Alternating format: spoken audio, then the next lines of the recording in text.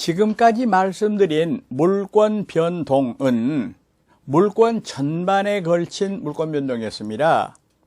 이걸 우리가 이제 총론적인 부분이다 이렇게 말씀드릴 수가 있습니다. 이제 강론적인 부분은 개별적으로 이야기하자는 겁니다. 그러면 앞에서 제가 말씀드릴 때 민법에 8가지 물권이 나와 있는데 그 중에서 한 가지를 빼버린다 그랬습니다. 질권을 빼버린다. 왜냐? 시험 범위가 아니기 때문에 동산에만 적용되기 때문에 그래서 빼버립니다. 그러면 7가지가 되겠네요. 그래서 우선 우리가 물권 강론 그래 봅시다. 7가지를 말씀드리는데 순서대로 점유권, 소유권, 지상권, 지역권, 전세권, 그리고 유치권, 저당권을 차례로 말씀드리되 이번 강좌는 점유권 첫 번째 강좌가 되겠습니다. 제55강입니다. 예고 말씀대로 점유권 시작하겠습니다. 먼저 점유라는 말이 어려운 말인데요. 점유는 물건을 사실상으로 지배하는 상태를 점유라고 얘기를 합니다. 그러면 여기서 물건을 사실상 지배한다 했기 때문에 소유자가 점유자일 때가 있습니다. 지금 내가 입고 있는 옷, 그리고 내가 타고 온 자동차를 회사 주차장에 파킹해 놓고 올라와서 강의를 합니다. 이랬을 때 그 자동차도 내가 점유하는 겁니다. 내가 권리자로서, 소유자로서. 그런데 예를 들어서 갑은 남의 아파트를 빌려서 거기서 살고 있다면은 소유자 아니지만은 임차권자로서 점유를 하는 겁니다. 그리고 더 나가서 지상권자도 점유를 합니다. 그런데 어떤 사람은 예컨대 을은 남의 물건을 도둑질해 가지고 남의 카메라를 도둑질해 가지고 목에 걸고 차고 다니면서 목에 걸고 차고 다니는 게 점유 상태입니다. 그러면서 자기 것처럼 경치를 촬영하고 사용을 합니다. 그 사람도 점유자입니다. 그럼 여기서 사실상 점유라는 거는 정당한 권리가 있건 없든 따지지 않고 사실상으로 지배한다 라는 얘기가 되겠습니다. 그럼 거기는 두 가지가 있네요. 정당한 권리를 가진 사람도 있고, 예를 들어서 소유자, 임차권자, 지상권자처럼 전혀 권리가 없는 사람도 있고, 예를 들어서 도둑 또는 임대차 기간이 다 끝났는데도 집주인이 비워달라고 하는데도 개기고 안 나가는 사람, 이런 사람은 정당한 권리가 없으면서도 점유를 가지고 있습니다. 여기서 제가 자꾸 정당한 권리 그랬는데요. 물권의 종류 분류할 때는 이 정당한 권리를 본권 그렇게 말합니다. 그런데 이 점유가 있으면 민법은 일종의 물권인 점유권을 인정을 해요.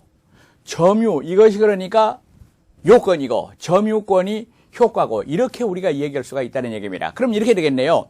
도둑놈이 남의 물건을 훔쳐가지고 남의 카메라를 찍고 다닙니다. 그런데 예를 들어서 얘기할 때 제2의 도둑이 와서 그 카메라를 뺏으려 그러면은 자기 거 아니니까 뺏길 수밖에 없냐. 그렇지 않습니다. 그 도둑하고 격투를 해가지고 물리칠 수가 있습니다. 이거를 점유보호 청구권이라고 말하는데 도둑의 점유는 정당한 점유가 아닌데도 불구하고 점유권이 인정된다는 얘기입니다. 다시 물건에 대한 사실상의 지배 점유를 법률 요건으로 해서 법률 효과가 생기게 돼 있는데 이런 제도를 전부 다 합쳐가지고 우리가 점유제도라고 얘기를 한다는 거죠. 그러면 점유권과 점유의 성립이랬는데요. 여기서 점유가 성립하면 그로부터 점유권이 생겨납니다. 즉 점유제도입니다. 이랬을 때 민법 규정을 보았더니 민법은 이렇게 정리를 하고 있습니다. 물건을 사실상으로 지배하는 그런 상태를 가리켜서 점유라고 하더라 입니다. 여기서 사실상 지배라는 것은 법률상 지배 아니다. 다시 말하면 본권이 있든지 없든지 상관없이 지배하는 경우가 될 것이다 이 말입니다.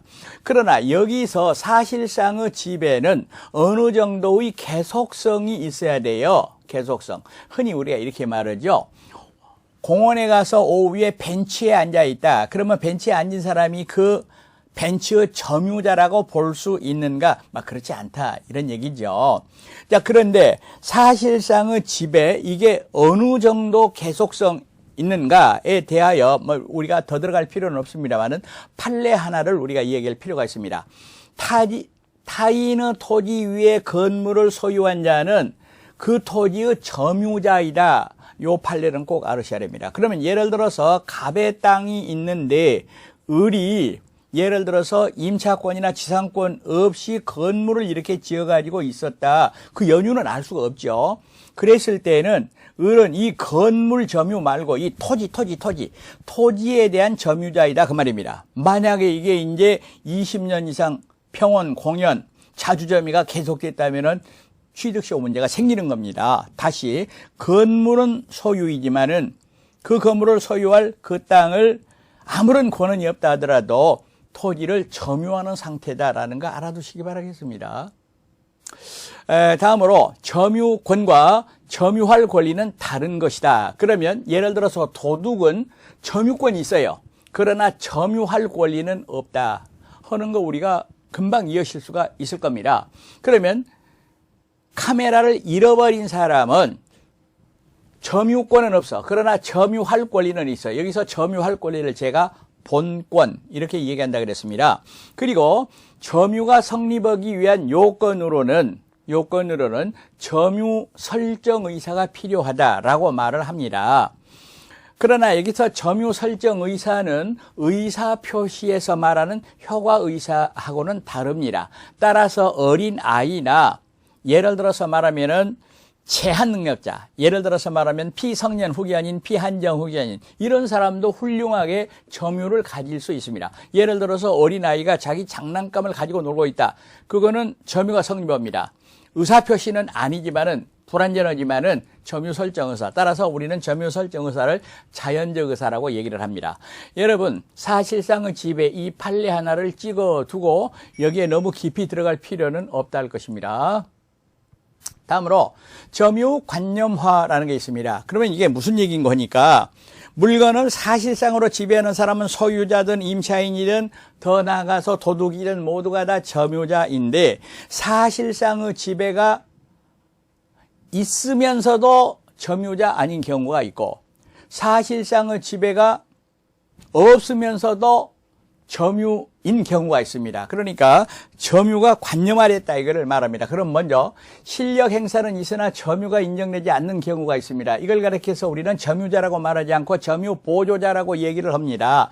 간단하게 한번 그림을 그려보겠습니다. 여기에 어떤 주인이 있습니다. 안방 마님이 있습니다. 그런데 여기에 예를 들어서 운전기사가 있다 그럽시다. 운전기사. 부잣집인가 봐요.